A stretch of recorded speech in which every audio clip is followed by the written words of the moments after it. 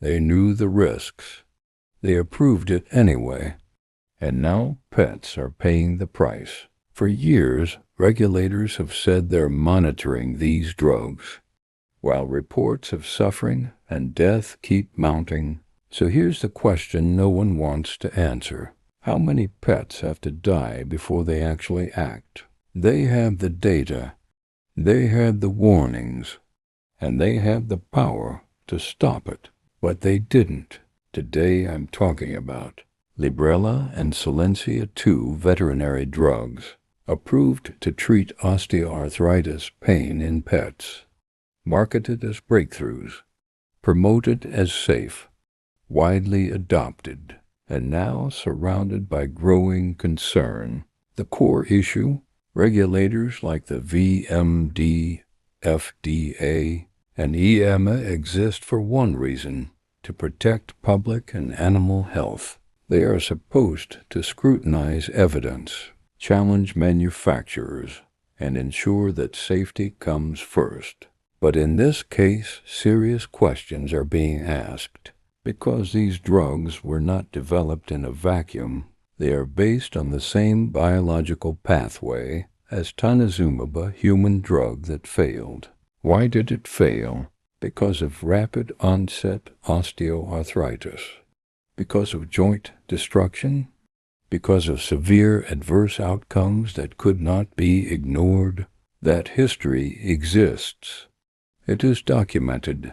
So the obvious question is, how did a related approach make it through for animal use? Approval and oversight.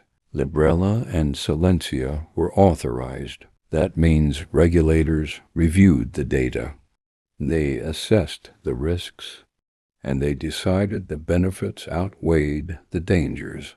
But critics say no to Librela and Solensia in the UK argue that key concerns remain. Were there gaps in long-term safety data? Were adverse effects fully understood? Were early warning signals dismissed too quickly? And most importantly, what threshold of risk is considered acceptable when animals cannot report their own symptoms? We are monitoring. For the past several years, the message from regulators has been consistent. We are monitoring. Monitoring what?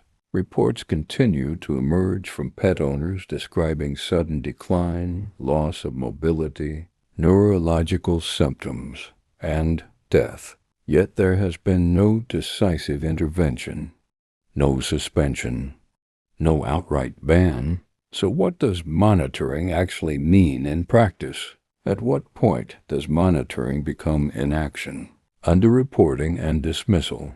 There is another problem: underreporting. Adverse drug reactions in veterinary medicine rely heavily on voluntary reporting systems. That means not every case is recorded, not every pattern is recognized, and not every concern is taken seriously. Shadow's case and other owners say their experiences were dismissed as old age.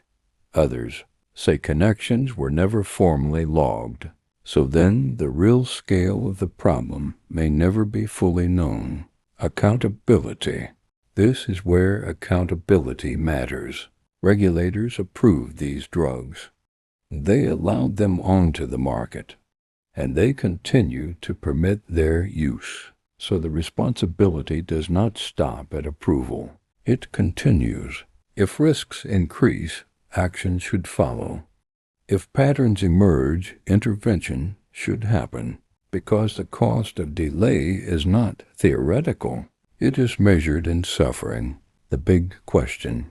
So I come back to the central question. What are they waiting for? If there are credible concerns, why no decisive action? There are mounting reports, why no transparency? There is uncertainty, why not pause? Because when it comes to safety, hesitation has consequences. If one preventable death is too many, then what do we call thousands of reports? This isn't about outrage for the sake of it. It's about standards. It's about responsibility. and it's about protecting animals who depend entirely on human decisions.